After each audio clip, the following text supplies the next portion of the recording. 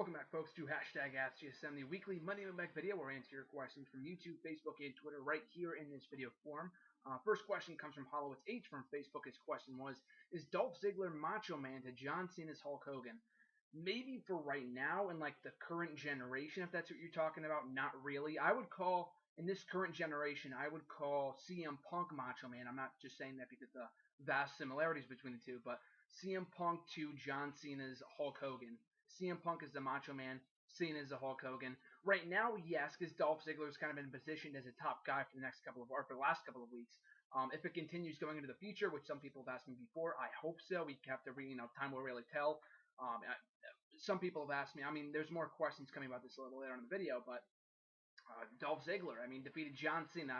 Speak of the devil, at TLC in the main event of the show in a ladder match for his Money in the Bank briefcase at the December pay-per-view TLC 2 years ago. And then going into the following year in like February, the guy wasn't even on the Elimination Chamber card. So anything can really happen or really change within the matter of only a few weeks, months, whatever. So yeah, for the time being, I would call Dolph Ziggler the Macho Man as seen as Hulk Hogan. In the current generation, no, I would give that spot to CM Punk. Justin G's got a couple of questions here. His first one was, I was watching your in-depth analysis of the December to Dismember pay-per-view here on your channel, cheap plug. He said that, not me, so that was a great note there. And the Extreme Rules Elimination Chamber was used for that pay-per-view. Do you think the WWE will be bringing back the Extreme Rules Elimination Chamber for the Extreme Rules pay-per-view in the future?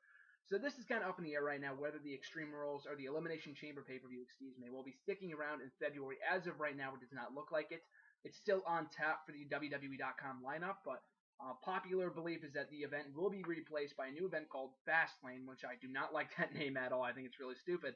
But I'm okay with that, with an Elimination Chamber pay-per-view not happening, because if you look back on the last champion to have their championship change hands was back in like fucking 2010, and they've had this pay-per-view more than one match on these events for the last couple of years, and the last 4 or 5 chamber winners have all retained their titles. And when all of them are retaining against all odds, then what does it really mean when they retain? You know what I mean? It just doesn't make any sense to me. I've talked about that in depth before.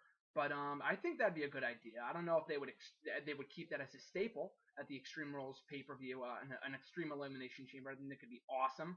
But I think you go back to the way it was, back in 02, 03 when the pay-per-view or the match was used at various pay-per-views. I know I was just watching December to December on the pay-per-view. Not December to December, well, that too. But New Year's Revolution, they used that at the event, I think in 05 and 06. Maybe in 07? I don't know if it was at 07 too. I want to say it was just in 05 and 06. I'm not exactly sure. But I think it's better just used sparingly, I guess.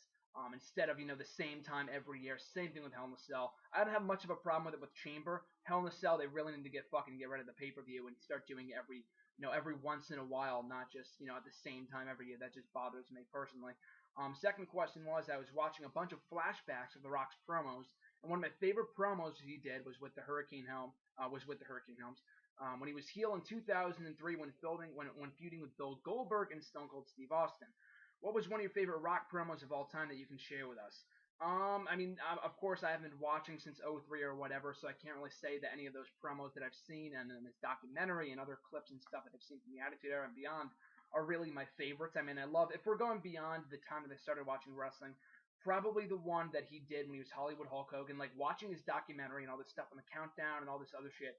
The promos that he was doing when he was Hollywood Hulk Hogan back in 03 when he came back as a heel, I thought were hilarious. I thought the Rock concert he did, the first one, the second and third one that he did in 2013 and 2012 weren't bad, but I thought his first one was fucking hysterical. So I thought that was great. But in the time that I've been watching wrestling, I've got a lot of favorite Rock promos. I thought in a serious tone, I thought the one that he did with John Cena, I think was on the Old School Raw in 2013. They cut a hell of a promo together. I thought it was one of their best encounters ever. In terms of entertaining promos, all of Rock's promos were great, especially the one when he came back, of course, on Valentine's Day 2011.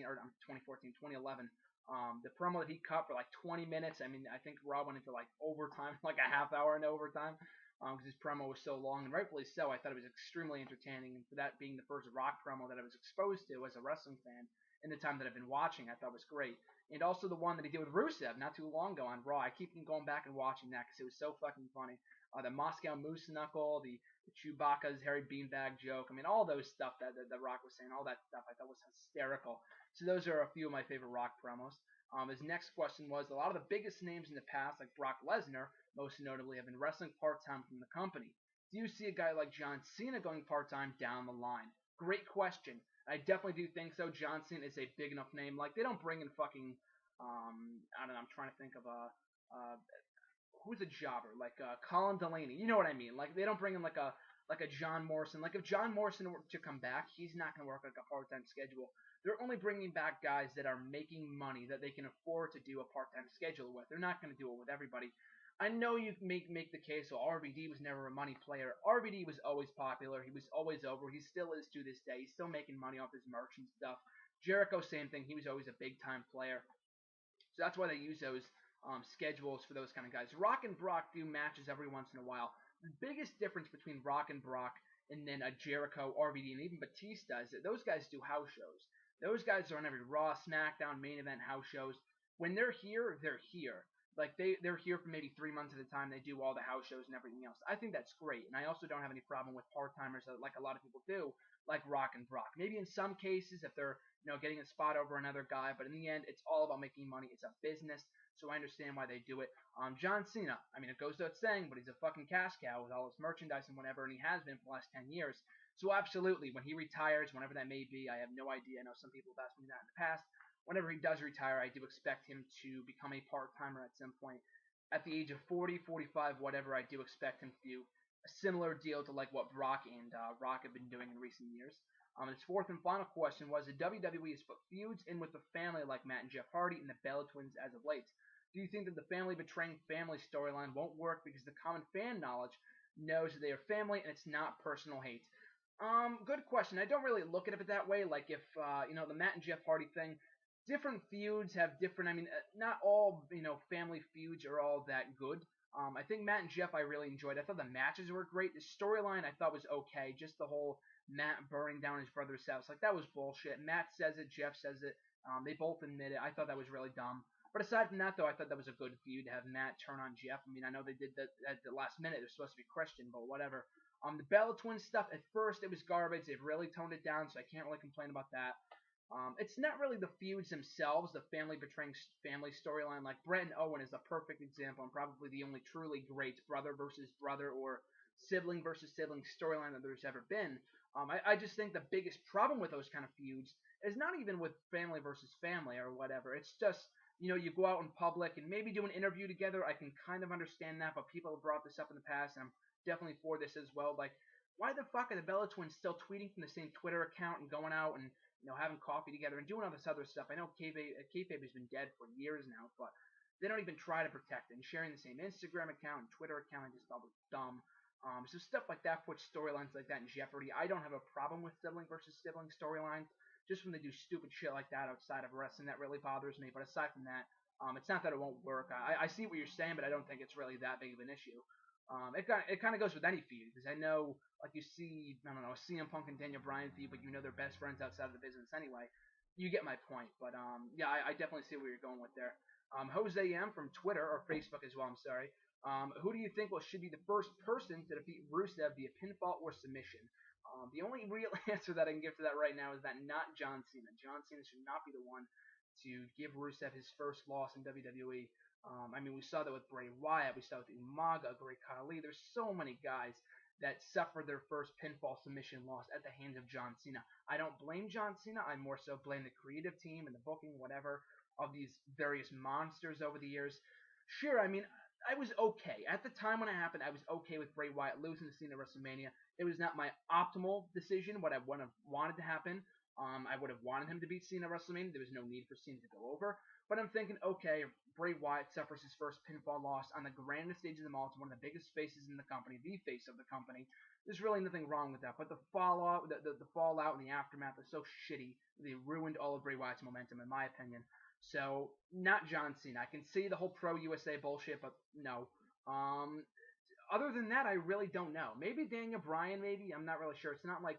It depends on the way that you want to look at it. Like, whoever defeats Rusev could use the win. Like, I'm not really sure. A Dolph Ziggler, maybe, but he's already fallen to Rusev a couple times, so it's not really that big of a, I can't believe that he would defeat Rusev. I'm not really sure. Maybe a Daniel Bryan when he comes back, and maybe a Roman Reigns. They could do that. I'm not really sure. I don't really have anyone in mind other than not John Cena. Andre G has got two questions. His first one was, do you think Steve Blackman could have made it in UFC MMA? Absolutely. The guy was such a badass. His entrance music was awesome. His in-ring skills, I mean, left something to be desired. But the guy was so fucking awesome in everything he did. And I can't believe they're not doing more with him as like an alumni. And I think they're supposed to do a show at some point for the network or something like that. But yeah, that guy is so awesome. I would love to see him in UFC MMA. And why he never did it, I don't know. I'm not saying he's going to win any championships or anything like that, but it definitely would have been something that a lot of people would have been interested to see. Like a Ken Shamrock, like he was in that same league to me, and at least he was like a wrestling version of Ken Shamrock, in that he was so fucking badass that you could, I could definitely see him making in the UFC and MMA, and why he never did. Maybe he does, I don't know. But to my knowledge, I don't think he ever did, and why he didn't, I don't know. Second question was, do you think Jack Swagger peaked too early in his career? I feel like I've answered this question before, but nevertheless, yes, absolutely. I think they were doing really well by him when he first started up in ECW back in '08, I want to say. Like, he was ECW champion, he was undefeated for a few months. Like, they were doing really, really well with him, and I think he really jumped the shark when they brought him over to Raw, coincidentally enough. And they really did nothing with him. He was kind of like a mid-card, a lower mid-card guy for a while, losing to MVP and Evan Bourne, Santino, like all these guys up and down the roster, and it really did nothing for his momentum. And then he won the Money in the Bank, which is like, okay, like this guy just lost to Santino 2 weeks ago on Superstars. Can I really believe that he could be world champion? And then he cashes in like 5 days later. Like maybe they could have salvaged the Swagger character if they waited to have him cash in and not 5 days into his run as Mr. Money in the Bank. But they bombed that, and it did not do anything to help Swagger whatsoever. Aside from that one clean win over Randy Orton Extreme Rules that year, he was a terrible world champion. He will definitely go down in history as one of the worst world champions in the history of that championship, of the World Heavyweight Championship. And that, like, he had a feud with Big Show, which was not good. His feud with Rey Mysterio was okay. They had okay matches, but he was booked to look so weak. He was losing non-title matches every single week. It's like they were doing what they do with the mid-card titles nowadays, is what they did with the World Championship back in 2010 when he held it. So absolutely, I think he peaked too early. I do think he's making the most out of the babyface run, though. I think that's great. I'm one of the people that's still on that Jack Swagger bandwagon. I'm not Jack Swagger's biggest fan, but I am a fan of how they are booking him as a babyface in recent weeks. I think it's great. Now moving on to the Twitter questions. At Brad Bradar, his first question was, what do you think hurt the involved members of the Nexus more? Losing at SummerSlam 2010 or ending them with no explanation? Very good question, but I'm thinking hands down it has to go to the former. Losing at SummerSlam absolutely ruined their momentum. Ending with no explanation, that kind of bothered me a little bit, and it kind of saddened me too, because I always love the Nexus. I talked about it here on the channel, cheap plug. It's in the random video blogs back from like fucking June if you want to check it out. But yeah, absolutely losing at SummerSlam hurt the momentum. Jericho has admitted that. Edge has admitted that. John Cena admitted that allegedly, according to Jericho on his podcast. So yeah, I'm pretty sure it's like common knowledge that losing at SummerSlam was a bigger deal, if only because they had so much momentum going into the pay-per-view. There was no real reason why they should have lost at that show. And they did have a couple of good matches and feuds after that, and whatever the group did, or Wade Barrett did actually, specifically with Randy Orton and John Cena. Like, I really enjoyed the Hell in a Cell match with Wade Barrett. So, the final half of 2010, I really didn't have a problem with. Going into 2011, they were booked like shit. Like, I was really optimistic with Punk taking over the Nexus as, like, the new Nexus, whatever. But then they tried to make him, like, straight edge and all the evaluations, like a darker version of the Nexus. Like, I was okay with that. Then, when they started losing to Randy Orton every single week, like, that's when they became like, okay, this is a fucking joke. Mason Ryan added nothing to the group. Husky Harris was taken off TV, a.k.a. Bray Wyatt nowadays, which is probably for the better. If they kept him on TV, probably would have been released by now. Curtis Axel, Michael McGillicuddy, whatever his name was, did nothing for the group. Punk, branched off to his own when he did the pipe bomb stuff, and they just kind of died a death on their own. Mason Ryan out with an injury. Otunga and McGillicuddy were on their own for a while, so that really didn't bother me because they lost like all momentum by that point. But absolutely, losing at SummerSlam really hurt the involved members of Nexus more. His second question was, which release/retirement of 2014 shocked you or upset you the most? Absolutely CM Punk. But being biased here because I'm a huge CM Punk fan. But other than that, though, there really hasn't been many retirements or releases that really upset me. Like Drew McIntyre, that kind of upset me. But again, that was not really all that surprising. He was a part of 3MB. It wasn't like he was at the World Championship tier of the company where he should have been a long time ago. Nevertheless, though, I digress. I mean, that didn't really shock me, but it was disappointing. Evan Bourne, I was hoping they were going to bring back at some point. Kurt Hawkins, not really surprising. Same with Brodus Clay. Like that whole crop of guys they released back in like June were not too surprising. Some of them disappointed me. Del Rio getting fired. I mean, I was never really Del Rio's biggest fan, so I couldn't really say I really cared all that much. But Undertaker maybe. I mean, but it's not really been confirmed that he's done yet, so I can't really say Taker. So absolutely CM Punk, being the huge Punk fan that I am, and he's never really able to give us a proper send off on his way out of the company. He just kind of up and left back in January for his own reasons. I'm not going to get into that here. But I'm not going to be one of those people that says like he owes us a farewell match. Like if he's happy and healthy, God bless him. I don't really care if he has to end his career that way. That's his choice. But it really was upsetting for me and many other people that CM Punk had to retire. It wasn't like one of those things where I was going to stop watching, but I heavily considered like why am I still watching if CM Punk's not going to be here? But obviously I got over that. I would never really stop watching. But still though, I would have to go with CM Punk on that question. His next question was, do you think Tyson Kidd and Cesaro should become a permanent tag team? I wouldn't have a problem with it. I mean, it's really weird to say, but I think Cesaro needs Tyson Kidd more than Kidd needs Cesaro. Kidd's really doing well for himself right now with the whole Natalya stuff and all the the appearances on Raw and main event, SmackDown, whatever. I think he's really doing well for himself, which is great to see. And they're finally doing something to the guy for the first time in his like 5-year career in WWE. But Cesaro is a different case. Like I've said before here in the show, they really have not done anything with him of note in recent weeks, months, whatever. Like he's gotten countless title shots, but after a while, after losing, people just brand him as a loser. Like the casual fans, that is. Like my roommate who watches with me occasionally will say, like, I don't care about this guy. I don't care about Cesaro because he doesn't, win ever, So the casual fans will start to see Cesaro as a loser, which is what he is not, because I think he's great. And like Stone Cold said on last week's podcast, he's really has a lot of potential. But I guess Vince says he doesn't have the charisma. Don't agree with that. But I think he will get to that point in time where he is rising up the card again. But to answer your question though, should they become a permanent tag team? I'd have no problem with it, especially at a time when they have really no tag teams like Los Matadores. I guess they have Golden Stardust, the New Day, but it's not enough. We need more tag teams, and I appreciate what we have. Don't get me wrong; I'm not bitching and complaining about the tag team division. I think they are doing well for themselves with what they have, but still though, I think they could be adding more tag teams, and I think Tyson Kidd and Cesaro, for the most part, Tyson Kidd is not doing anything. So I think they can put them together as a tag team for the foreseeable future until they find something for Cesaro to do on his own. And his next question was, what was your biggest markout moment of 2014? So someone else asked me this a couple of weeks ago in the form of what was your biggest oh baby boy moment of 2014, and that was I think at the end of October. And the only real thing I would add to that list, and I said for that one, Chris Jericho's return. Because I was in the building for that in Hartford on June 30th here in Connecticut, or in Connecticut. I'm actually in Massachusetts right now, but nevertheless, that was absolutely my biggest markout moment of the year. Because I was there live, and if you watch the video here on the channel, which I uploaded right after the show, I fucking lost my voice for maybe close to 3 days after that. Like it was insane how much I went crazy that night. Not only because of that, like AJ and she came back and Miz came back, all this other stuff that happened that night. It was such a fun night. Easily the best wrestling show I've ever attended. But Jericho's return has to take the cake. The only other thing that, other than that would rival Jericho's return for me as a fan, like say I wasn't in there in person, I think the biggest markout moment for me would have to go to Sting's debut at Survivor Series. It's the only thing that's really changed since I last answered this question. That was a huge moment. For the most part, no one saw it coming. I know it was rumored going into the show, but really, how many people really thought it was going to happen? Because we've seen this before. Going into WrestleMania, the next night's Raw, SummerSlam, whatever else.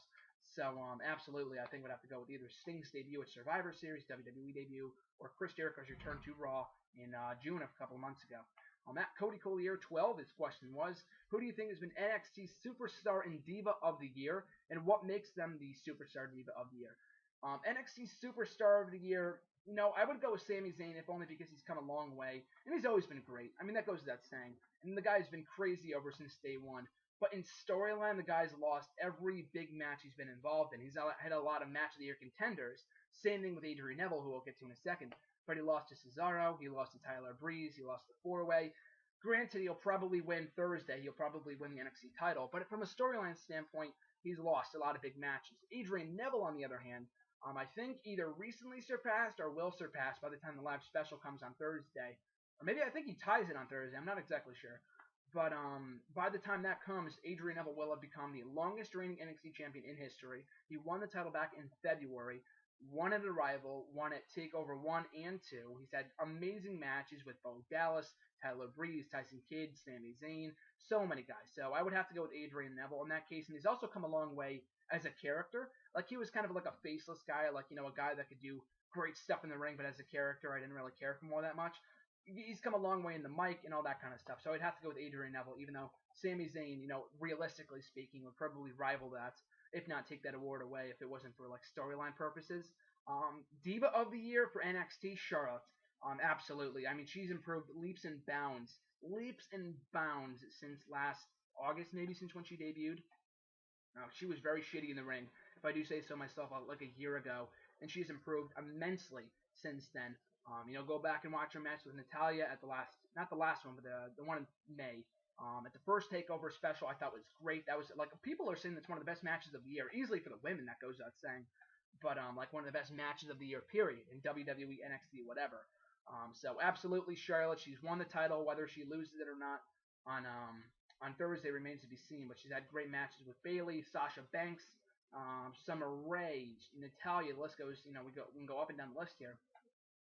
But yeah, Charlotte for NXT Diva of the Year and Superstar of the Year for NXT. I'd have to go with Adrian Neville. At WWE _The Shield 12, his question was, do you think Randy Orton will face Brock Lesnar at the Royal Rumble? So I know there's a lot of popular speculation that Cena's going to win at TLC, and I would love for that to happen, so Seth Rollins cannot take his #1 contendership, but rather have Cena stripped of that contendership. And I know people are saying that they want Cena to lose so that Randy Orton can take that spot instead. I absolutely agree with you. I absolutely want that to happen as well. Orton versus Lesnar should have happened at Survivor Series, when Team Cena versus Team Authority happened in the main event as a sub-main event, because that was really a one-match show. Let's be honest here. That was really a one-match show. You could have had Orton versus Lesnar in the match before that in Orton's hometown of St. Louis. Like, I think that could have been great. But if you're going to give that contendership back to Orton, then why did you have him lose back at Hell in a Cell to begin with?